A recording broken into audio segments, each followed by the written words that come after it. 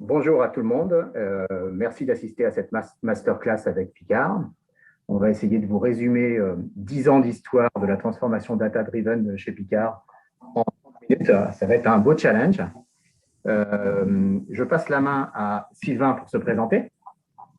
Oui, alors bonjour à tous. Donc, moi, je suis Sylvain Luce. Je suis responsable data connaissance client chez Picard. Et je suis ravi d'être aujourd'hui parmi vous pour vous raconter l'histoire de la transformation data de ces dernières années. Voilà, donc moi, je suis Didier Richaudot. Je suis associé chez Equancy en charge des activités data. Sur le chat, le petit chat que vous voyez sur ce slide, vous avez Hervé qui répondra à vos questions en live. En quelques mots, Picard, est-ce que Sylvain, tu peux nous présenter Picard que tout le monde connaît? Oui, alors on va démarrer avec quelques chiffres à propos de Picard. Donc, Picard, je pense que beaucoup d'entre vous le savent, vous le savez, on est le leader du surgelé sur notre marché en France. L'entreprise, elle existe dans sa forme actuelle, on va dire, depuis près de 50 ans. Alors, ce que souvent les gens ne savent pas, c'est qu'en fait, le métier historique de Picard était plutôt basé sur la livraison à domicile et qu'en fait, le premier magasin en fait, n'a vu le jour qu'en 1974. Bon, aujourd'hui, évidemment, le poids du chiffre d'affaires est essentiellement porté par le réseau physique, parce que la part du e-commerce représente environ 5% du chiffre d'affaires total de l'entreprise. Alors aujourd'hui, Picard, c'est plus de 1000 magasins en France, qui sont très majoritairement des magasins intégrés. Et on continue notre croissance avec un rythme d'ouverture, selon les années, entre 25 et 40 ouvertures par an. Donc, on est présent également aujourd'hui dans 10 pays, sous différentes formes. On a des magasins propres, on a des franchisés et de plus en plus aussi des corners. On s'associe avec des partenaires locaux. Alors, que vous dire sur Picard également, nous avons le bonheur d'être régulièrement élus par nos clients comme l'enseigne préférée des Français. On peut compter aujourd'hui, on estime environ 12 millions de clients chez Picard, dont 8 millions 5 qui sont membres du programme de fidélité. J'aurai l'occasion de vous en reparler un petit peu tout à l'heure. Picard, c'est aussi 200 à 250 nouveautés produits par an sur une gamme active d'environ 1400 produits. Et c'est une gamme qui compte aujourd'hui plus de 10% de produits bio. C'est une part qui est croissante année après année. Et je pense que certains d'entre vous le savent, on a quelques produits emblématiques. Le haricot vert. Donc, les haricots verts, on en vend plus de 16 tonnes par jour. Donc des chiffres... Non, mais là, il est 4 heures, Sylvain. Donc, à 4 heures, vert. ou à 4 heures, il y a, alors là, j'ai ce qu'il faut, Didier, on a le fameux moelleux au chocolat, dont on vend une unité environ toutes les 4 secondes. Voilà, et enfin, pour terminer, Picard, c'est également des objectifs de croissance qui sont très, très ambitieux, avec un plan à 5 ans qui a été annoncé par notre nouvelle présidente Cathy Collard-Gégère, qui est arrivée en juin dernier, qui ambitionne une augmentation de notre chiffre d'affaires de plus de 25% dans les 5 années à venir. Alors évidemment, pour atteindre cet objectif qui est très, très ambitieux, ça va passer par des grands changements et des grandes transformations au sein de l'entreprise, notamment avec le développement de la digitalisation, une forte accélération sur la personnalisation, et ça va être le sujet, le fil rouge de l'ensemble de nos discussions de cet après-midi, et par le développement de nouveaux services sur l'ensemble de nos canaux de vente. D'où l'importance et le rôle central de la data et de la connaissance client dont on va parler maintenant. Didier, je te laisse présenter rapidement Equancy. Donc, Equancy, rapidement. Donc, nous, on a un cabinet de conseil et de services qui est spécialisé sur la transformation digitale et data. On accompagne des clients divers et variés. Je reviendrai sur quelques références après, pour tirer meilleure partie des leviers digitaux et data et vous aider à à atteindre vos objectifs de croissance, de rentabilité et de marge. On a été créé il y a une vingtaine d'années, on est à peu près 80, la moitié sont des profils orientés business, l'autre moitié sont des profils data. Sur la data plus spécifiquement, on travaille sur l'ensemble de la chaîne de valeur, donc de l'amont sur l'identification des cas d'usage data, les architectures, les outils, la gouvernance, les business cases, jusqu'au déploiement des plateformes data et des cas d'usage data science ou IA. Et on accompagne nos clients également sur la mesure de performance et l'optimisation de ces cas d'usage et sur la montée en compétence et l'acculturation, que ce soit des profils métiers pour identifier les nouveaux cas d'usage ou les profils IT ou data pour les monter en compétences sur les nouvelles technologies. Et enfin, le dernier pan d'activité concerne le développement de produits et de services qui sont fondés sur la data et qui peuvent être des opportunités de nouveaux modèles pour nos clients. Et on fait de la veille technologique, puisque c'est un sujet qui tourne, qui innove énormément. Et donc, chaque année, on lance 2 à 3 projets avec nos clients pour essayer de découvrir de nouvelles opportunités que la data peut permettre. En termes de secteurs d'activité, on a 4 secteurs principaux sur lesquels on intervient, même si on intervient aussi quelquefois sur d'autres secteurs. Donc, l'automobile, le retail e-commerce, le luxe, que je mets aussi dans le retail, désolé pour les personnes du luxe autour de la table, la banque assurance et le loisir et tourisme. Donc, Sylvain, est-ce que tu peux nous revenir un peu sur l'histoire de la transformation data de Picard? Oui, bien sûr. Alors, l'histoire de la transformation data de Picard, en fait, elle débute en 2011 avec la création d'une direction marketing client qui n'existait pas avant cette époque. Avant 2011, le succès de Picard avait été la stratégie avait toujours été basée autour des produits, en veillant à avoir toujours une gamme de produits de qualité. C'est vraiment dans l'ADN de l'entreprise et basé sur l'innovation récurrente de ces produits et aussi basé sur l'ouverture de nouveaux magasins dont les cibles étaient choisies sur la base de critères géomarketing. Mais le constat qu'on a fait à l'horizon des années 2010, en fait, c'est de se dire, à force de mailler le territoire, on est arrivé progressivement à 800, puis je vous ai dit tout à l'heure, aujourd'hui, on a 1000 magasins. On avait de moins en moins de cibles prioritaires sur le territoire. Et force est de constater aussi qu'on avait des écarts de performance parfois très importants entre les différents magasins, selon les différents types d'implantation, les régions, les zones de chalandise. D'où, à un moment, cette réflexion qui s'est portée sur cette notion client qui devait être beaucoup plus centrale, et donc qui a abouti à la création de cette nouvelle direction avec notamment un pôle data qu'on a créé à cette occasion pour structurer nos analyses. Alors, l'histoire, elle commence vraiment en 2011 et donc pour définir les enjeux de cette nouvelle direction qu'on venait de créer, on a commencé, la première chose qu'on a faite, c'est de mettre en place une première analyse de ticket de caisse. Donc, la chance qu'on avait à l'époque, c'est qu'on avait une clé de réconciliation basée sur l'identifiant de paiement. Alors évidemment, quand on dit ça, c'est totalement anonyme, mais qui nous permettait de rassembler les achats de nos clients sur les différents canaux et de commencer à mesurer pour la première fois en fait, les différents comportements clients. Et donc, ça nous a apporté des premiers enseignements très, très intéressants parce que déjà, on a vu qu'on avait plus de 10 millions de porteurs à l'époque de cartes de paiement différents. Alors, ça ne veut pas forcément dire 10 millions de clients distincts. Enfin, en tout cas, donc, on avait une population de clients quand même assez étendue. Et puis, un peu à l'image des 20-80, on avait une grosse proportion de ces clients qui étaient quand même globalement très occasionnels. Donc, ce qui était un peu un paradoxe, parce que je vous disais tout à l'heure, d'un côté, enseigne préférée des Français, et puis de l'autre côté, une grosse partie des clients qui sont très occasionnels, avec une partie d'entre eux venant qu'1 à 2 fois par an en moyenne, et notamment au moment des fêtes de fin d'année. Et puis évidemment, à côté, on avait une petite proportion de clients, plus petite, mais extrêmement fidèles, extrêmement engagés avec la marque, et donc une population de clients dont il était nécessaire aussi d'être capable de les identifier et de pouvoir les protéger pour sécuriser le chiffre d'affaires et les chouchouter. Donc ça a été vraiment la première étape.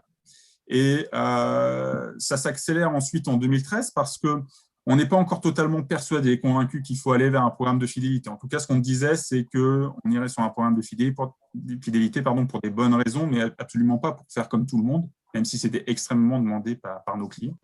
Et entre 2013 et 2017, on a continué à explorer ces datas-là, un peu comme la première analyse ticket, ces datas anonymes, donc on ne parlait pas encore de CRM, en faisant une clusterisation du parc, en essayant de regarder sur ces différents clusters qu'on avait identifiés, en faisant des tests autour de l'optimisation des assortiments ou des tests d'organisation merchandising. Donc, ça a donné des premiers résultats, des pistes qui sont assez intéressantes et dont on continue de creuser aujourd'hui ces premiers enseignements, mais on s'est rendu compte que ce n'était pas suffisant pour impacter les différents comportements d'achat clients. Et à partir de 2017, la décision a été prise et on s'est lancé et on a mis en place le programme Picard et moi.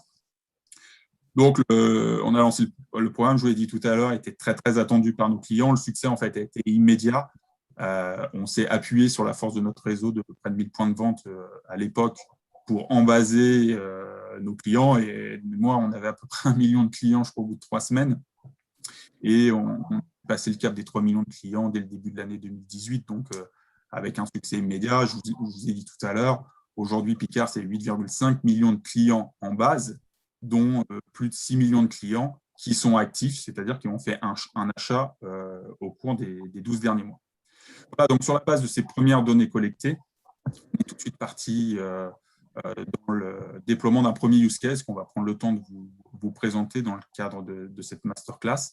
Et la première tâche a été de mettre en place une segmentation client, une segmentation qui avait une optique vraiment de ne pas rester un outil qui resterait dans les murs de la direction du marketing client, mais vraiment transversal à l'ensemble de l'entreprise et qui serait aussi le point de départ de cette accélération de la perso qu'on entendait mettre sur l'ensemble des canaux. Et puis, parallèlement à ça, et en parallèle du lancement du programme de fidélité en 2017, on a investi dans des nouveaux outils. Et le premier outil qu'on a mis en place a été de mettre en place un data lake avec le lancement de ce programme-là. Ce data lake-là, on a décidé de l'alimenter via des données, en mettant toutes les données pour le coût de transaction qu'on pouvait avoir sur l'ensemble des canaux. Et on a décidé d'activer en fait uniquement la data dans ce data lake dont on avait besoin au fur et à mesure qu'on a activé les différents use cases. Donc, ce data lake, là, aujourd'hui, il y a déjà 5 cas d'usage qui sont en production, dont on va vous en présenter 2 aujourd'hui dans le cadre de cette masterclass. Et il est donc à vocation à être central, d'être un outil central. Au début, dans un premier temps, il a été Data Lab, et aujourd'hui, il devient vraiment une brique centrale de notre écosystème data, et il vient alimenter les différentes briques et outils opérationnels que sont notre outil de gestion de campagne, donc pour ne pas le citer, c'est Selligent, ou nos différents outils de personnalisation sur le site Internet. Voilà.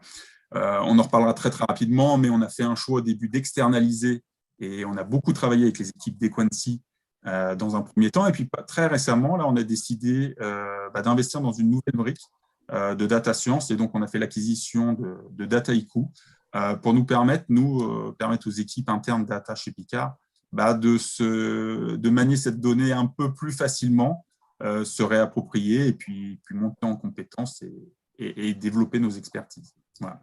Et Equancy nous a accompagnés tout au long de cette aventure au cours de ces 10 années. Ouais. C'est une histoire de 10 ans de collaboration. Ouais. Alors, on va passer par le premier cas d'usage qu'on voulait vous faire partager, qui est souvent un cas d'usage un peu emblématique dans toutes les sociétés, c'est la segmentation client, le point de départ de la transformation.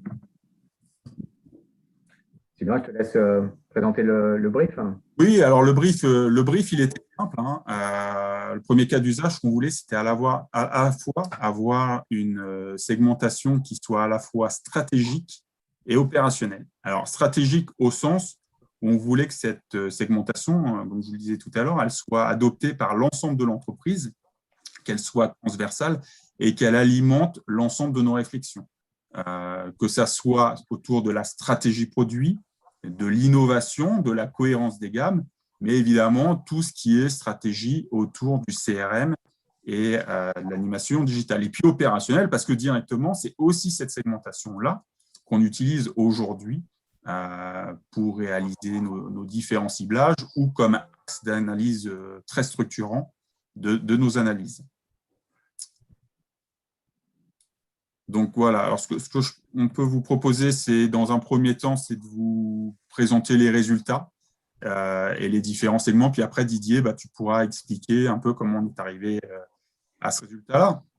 Alors, ce résultat, finalement, ce sont 6 segments là, que vous avez devant les yeux. Donc, c'est des segments qui sont assez intuitifs et en général, les gens arrivent assez facilement à s'identifier et à reconnaître le segment dans lequel ils appartiennent. Donc, je vais vous les présenter très, très rapidement. Notre premier segment, c'est celui qu'on appelle les familles fidèles du surgelé. Donc, on va retrouver des clients qui vont avoir un profil comme particularité d'être suracheteurs de produits bruts. Alors, ce qu'on appelle les produits bruts dans notre jargon interne chez Picard, c'est l'ensemble des légumes, des poissons, des viandes qui sont non cuisinées. Et puis, on va avoir des clients aussi, on va voir, qui sont suracheteurs de tout ce qui est aide culinaire, aide alimentaire et tout ça.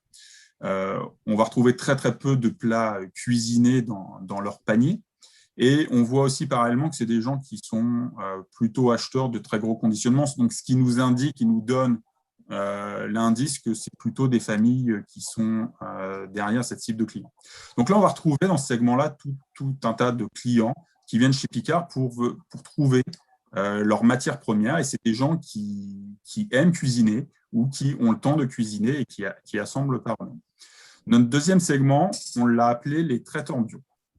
Alors, sur ce segment-là, pour ces clients-là, Picard, c'est clairement la deuxième porte, voire peut-être même la troisième porte. Quand on regarde le mix de leurs achats, on voit qu'ils ne viennent pas chez Picard pour faire l'ensemble de leurs achats alimentaires, ils ne viennent pas chez nous tous les jours. D'ailleurs, c'est des gens qui ont une fréquence d'achat chez nous qui est relativement peu élevée. Et on va plutôt les retrouver dans nos magasins plutôt basés en province, dans des villes, on va dire, de taille plutôt moyenne. Donc, visiblement, ces gens-là, ce qu'ils viennent chercher chez nous, c'est des produits qu'ils ne trouvent pas ailleurs, en fait. Des produits qui vont être plutôt exclusifs, propres à Picard, ou des produits qui ont une petite connotation exceptionnelle, c'est-à-dire des produits festifs de type entrée-apéritif, c'est-à-dire que j'ai une réception particulière et je pense à Picard pour aller trouver ces produits-là. Il va être aussi suracheteur de produits, tout ce qui va être tourné autour de produits labellisés. Et ils vont avoir effectivement une particularité qu'on retrouve dans leur nom, avec une appétence assez marquée et assez forte sur les produits bio, qui sont une clé d'entrée très importante pour cette cible de clients. Alors, notre troisième segment, donc on l'a appelé les enfants d'abord. Donc, comme pour le premier segment, il a en commun on retrouve des produits avec des très gros conditionnements. Donc, on s'adresse plutôt à des familles. Par contre, à la différence du premier segment, là, il y a beaucoup moins de légumes en proportion, beaucoup moins de produits bruts, et on a une très forte proportion de produits élaborés, de produits préparés. Donc là, on n'est plus du tout sur les mêmes attentes vis-à-vis de Picard que dans le premier segment. C'est des gens qui n'ont pas le temps visiblement de cuisiner et qui sont en recherche de produits services pour nourrir la famille. Et après, ce qui est aussi intéressant, c'est quand on voit l'âge moyen de ce segment client, il est un peu plus jeune que la moyenne de nos clients Picard, donc on voit qu'on s'adresse plutôt à des parents avec des enfants plutôt en bas âge. Ce qu'on voit aussi et ce qu'on devine aussi au travers du mix de produits dans les paniers. Le quatrième segment, on l'a appelé le « à chacun son petit plat ». Donc, il a en commun avec le troisième segment d'être composé de produits élaborés, de produits préparés. Mais là, pour ce coup-ci, c'est plutôt des portions individuelles. Donc, on a une surreprésentation très, très nette dans les achats de tout ce que les produits, ce qu'on appelle les produits snacking, les parts individuelles, les desserts individuels, notre gamme Formule Express pour ceux qui connaissent, est très, très surreprésentée. Et une fois qu'on sort de ces achats-là, en fait, ces clients-là consomment très, très peu, naviguent très, très peu dans les autres gammes qui sont proposées par Picard. Donc là, pour le coup, on a une clientèle c'est le segment de clients qui est le plus jeune en termes de moyenne de l'ensemble de la segmentation. Et on va avoir parfois même des cibles très, très jeunes parce qu'on a une très bonne représentativité, notamment auprès de cibles qu'on travaille actuellement, comme les étudiants.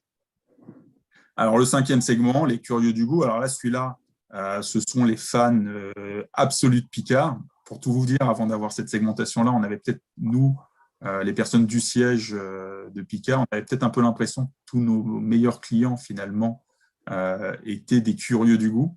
Alors, avec eux, c'est super parce qu'ils achètent de tout. Ils naviguent à travers toutes les gammes de produits que Picard propose. Ils sont suracheteurs des nouveautés, des produits festifs de Picard, du quotidien. On les retrouve de manière très importante dans tous les temps forts qui sont proposés par la gamme, par l'ensemble du plan d'animation commerciale. Voilà. Mais ce qui est important de retenir, c'est de très bons clients, des clients très engagés, mais ils ne pèsent que 25% de l'ensemble de nos clients. Et puis le dernier segment, qui est un peu un segment un peu bis, on va dire, donc on l'a appelé recruté exclusif de Noël, donc son nom veut bien dire ce qu'il veut dire. Donc c'est un segment qui est à part parce que ce sont des gens dont on a des tickets uniquement sur la période du mois de décembre, qui, comme vous le savez, est un mois très fort Picard, hein, comme vous en doutez. Donc, difficile d'extrapoler des choses quand vous n'avez que des dindes, des bûches ou que des entrées apéritives orientées Noël. Donc, c'est pour ça qu'on a pris le parti pris de créer un segment à part pour pas que ces clients-là se retrouvent disséminés sur l'ensemble des 5 premiers segments et viennent un peu biaiser l'interprétation qu'on pouvait avoir des résultats. C'est un avantage, c'est que ça nous permet d'avoir une cible qui est dédiée, donc on peut retargeter après à d'autres moments de l'année, mais l'expérience montre, pour l'avoir fait plusieurs fois, que c'est quand même des gens qui sont assez difficiles à bouger en dehors de cette période-là spécifique. Ce qui est assez paradoxal parce qu'ils sont fidèles à leur manière, puisque d'un Noël sur l'autre, on va s'apercevoir que ces clients vont revenir, mais très difficile à convertir sur les autres moments de l'année. Voilà ce que je pourrais vous dire en 2 mots sur les segments. Alors, oui, alors cette segmentation, pourquoi elle est pertinente? Donc, on l'a très, très vite adoptée en interne parce qu'elle a produit des résultats qui étaient assez marquants. Donc, la première chose qu'on a fait, c'est qu'on a croisé évidemment ces segments avec nos ventes. Et il y a quelque chose qui nous a vraiment, mais vraiment étonné en interne. C'est que je vous parlais tout à l'heure dans les best-sellers, donc les haricots verts, hein, vous vous souvenez, tout à l'heure, on disait 16 tonnes de haricots verts vendus par jour. Bah, figurez-vous que ce best-seller Picard, qui est toujours le numéro 1 des ventes, quelles que soient les périodes de l'année, quelles que soient les régions, les types de magasins et tout ça, bah, en fait, 70% de l'ensemble de ce best-seller, en fait, de ces haricots verts-là, ils ne sont achetés que par un segment, le segment des familles fidèles du surgelé, qui pèse que 16% des clients. Donc, on a 16% des clients qui achètent 70% de notre meilleure base.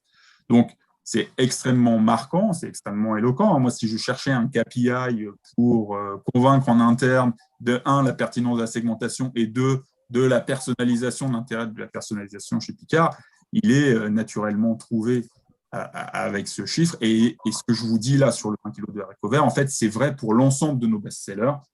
Donc, on voit très clairement que nos meilleures ventes, elles ne sont pas achetées transversalement par tous les clients, mais bien sur des segments spécifiques, d'où l'intérêt stratégique de segmenter. Et puis, la deuxième chose qu'on a fait, c'est que cette segmentation-là, on l'utilise pour analyser les ventes du plan d'animation commerciale. Et on voit très clairement qu'en fonction des thématiques, en fonction, ce n'est pas forcément les mêmes profils de clients. On a des écarts qui sont assez importants. On les met sous forme d'indices et on voit des indices qui sont très, très significatifs d'une quinzaine à une autre. Et donc, ça, c'est très intéressant parce qu'à posteriori, on valide notre stratégie de communication. Et puis surtout, maintenant, ça fait 3 ans qu'on utilise cette segmentation-là. Donc, notre plan d'animation commerciale, année après année, on le retravaille, on l'affine pour être sûr que l'ensemble du plan d'animation commerciale sur l'année s'adresse bien à l'ensemble des segments de manière globalement équilibrée selon nos enjeux stratégiques et qu'on ne laisse pas un segment de côté. Je pense qu'un des éléments aussi qui fait valider la segmentation, c'est que quand on présente cette segmentation, quasiment tout le monde est capable de se dire spontanément à quel segment j'appartiens. Donc, il y a un petit sondage qui, normalement, devrait vous être partagé pour savoir, pour vous demander à quel segment vous appartenez. Et en général, c'est assez facile d'identifier quel est le bon segment. Et c'est une des clés de succès d'une segmentation, c'est que ça parle à tout le monde. Alors, en termes de méthodologie, assez vite parce qu'on n'est pas en avance. Le point de départ de la réflexion sur la bonne méthodologie, c'était qu'on est dans une société Picard qui est très orientée produit. Donc, construire cette segmentation sur des indicateurs très orientés clients de type récence, fréquence, montant, etc., ça n'allait pas fonctionner chez Picard.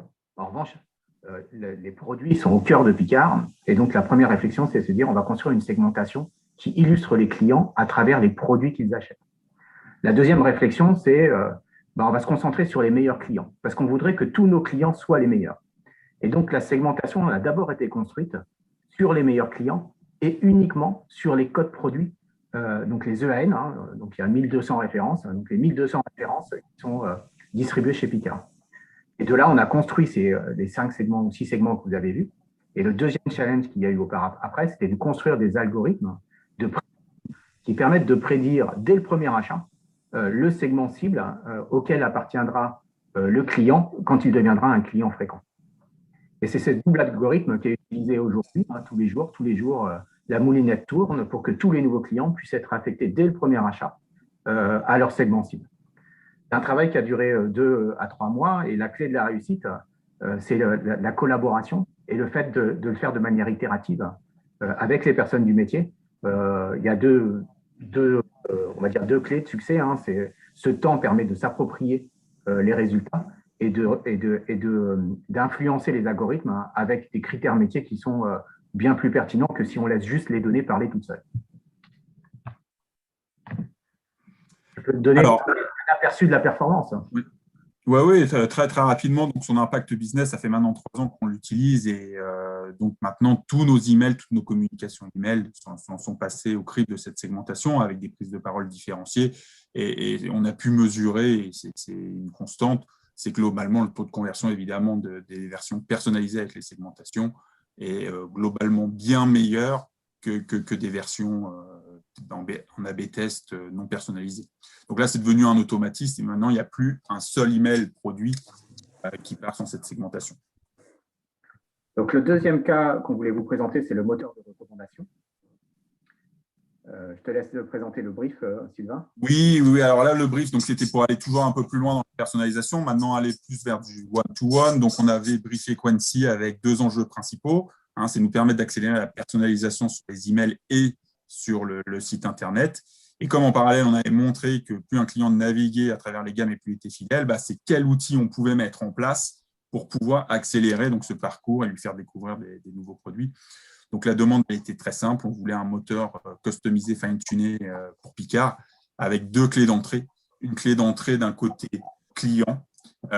Donc, pour un client donné, quels sont les produits à lui recommander et puis avoir la vision opposée, c'est-à-dire aussi être capable de regarder une clé d'entrée produit et d'identifier quels sont les clients les plus appétents à tel type de produit.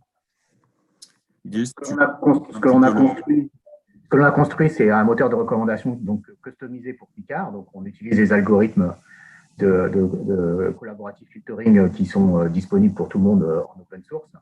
Ce que l'on a fait, c'est qu'on a introduit des features spécifiques à Picard. Parmi les critères spécifiques à Picard, la récence et la récurrence d'achat a été ajoutée au collaborative filtering classique. La saisonnalité, puisqu'on n'achète pas et on ne mange pas la même chose en fonction de la saison, et puis on ne vend pas non plus chez Picard la même chose en fonction des saisons. Et puis deux critères qui ont été fine-tunés avec Picard, ce qu'on a appelé les produits boosters, c'est-à-dire les produits qui sont générateurs de fréquences additionnelles, c'était un des cas d'usage complémentaires, mais qu'on ne vous présentera pas aujourd'hui. Donc, quels sont les produits qui sont créateurs de fréquences additionnelles, et ceux-là sont privilégiés dans le moteur de recommandation. Et enfin, un paramétrage spécifique pour pouvoir pousser proportionnellement plus le fond de catalogue produit et ne pas faire en sorte que notre moteur de recommandation privilégie les best-sellers à chaque fois. Donc voilà, donc c'est cette mécanique et cet arbitrage entre les différents paramètres qui ont été fine-tunés avec Picard en séance de travail avec des simulations réelles sur des données réelles qui a permis d'avoir un moteur de recommandation qui est vraiment spécifique à Picard et qui est extrêmement pertinent. Effectivement, extrêmement pertinent puisqu'on a pu le tester de pareil dans le cadre d'A/B test où on a des versions qui sont personnalisées avec le moteur versus des versions qui sont faites manuellement. Et on voit là aussi que les taux de conversion en version personnalisée sont nettement meilleurs que sur la version non personnalisée. Le dernier cas qu'on voulait vous présenter, c'est un cas qui est en cours aujourd'hui. Alors, ce qui est intéressant, c'est que ce cas-là, il a été demandé par 3 directions différentes chez Picard. Initialement, c'est un projet R&D que l'on a fait avec Picard pour essayer de tester si l'ajout dans le moteur de recommandation des ingrédients produits et des images pouvait apporter une pertinence additionnelle au moteur de recommandation construit précédemment. C'est le début de la réflexion sur ça. Ensuite est arrivée une demande de la direction IT autour de l'amélioration de la qualité de la donnée produit dans le PLM, où il y a beaucoup de problématiques autour de données qui ne sont pas forcément fiables dans le référentiel produit. Et de cette problématique-là est venue une autre problématique, qui est qu'il y a des responsables produits qui passent beaucoup de temps à saisir des informations produits, et c'est pénible comme travail et ça n'a pas vraiment beaucoup d'intérêt. Et donc, il y avait le sujet de comment l'intelligence artificielle peut aider à, on va dire, automatiser autant que possible, ou en tout cas assister ces équipes en charge de la création du contenu produit. Et donc, ce cas d'usage qui est en cours actuellement aujourd'hui, il consiste à utiliser 3 sources de données. les sources de données produits mises à disposition par les fournisseurs. Il y a beaucoup de fournisseurs chez Picard qui, pour chacun des produits, définissent quelles sont, pour chaque produit, la recette et les fournisseurs des ingrédients de la recette. Ces données-là sont transmises au PLM, mais les fournisseurs, il y en a une multitude et parfois c'est des petites sociétés. Donc la qualité n'est pas d'une fiabilité totale, d'où le retravail qui est fait par les opérateurs chez Picard pour les introduire dans le PLM et pour les compléter. Et puis le troisième élément, c'est qu'il y a aussi un référentiel produit côté e-commerce avec de l'ajout d'informations marketing web pour le e-merchandising. Et ça fait donc 3 sources de données sur les produits avec des problèmes de qualité assez récurrents. La solution qu'on a proposée, c'est d'essayer d'apprendre des corrections qui sont faites manuellement, historiquement, par les opérateurs pour essayer de suggérer via une application des corrections à faire par l'opérateur. Donc, à la fois, on va dire deux axes. Un, identifier les incohérences entre les différentes sources. Donc, identifier plus rapidement possible les problèmes de cohérence de données. Et deux, suggérer des corrections pour aller plus vite dans la saisie. Ce qu'on est en train de faire, c'est rajouter une 4e source de données. Cette 4e source de données, c'est la plus fiable, en fait. C'est l'image du packaging, où il y a tous les ingrédients qui sont détaillés. Et donc, on va utiliser là des algorithmes de deep learning pour identifier le tableau des ingrédients de cette image-là, en extraire toutes les informations, vérifier la cohérence avec les différentes sources de données, notamment les sources du PLM, et construire le Golden Record qui sera celui qui sera in fine opérationnel dans le PLM à la fin. Et puis la 3e étage de notre cas d'usage, c'est le RPA. C'est dans quelle mesure les outils de Robot Process Automation permettent de saisir cette donnée propre pré-travaillée de manière automatique ou avec validation des opérateurs pour faire en sorte que cette tâche qui est extrêmement pénible côté Picard prenne le moins de temps possible. Même s'il y aura toujours du travail manuel à faire, on ne pourra pas substituer sur des opérations qui sont totalement manquantes.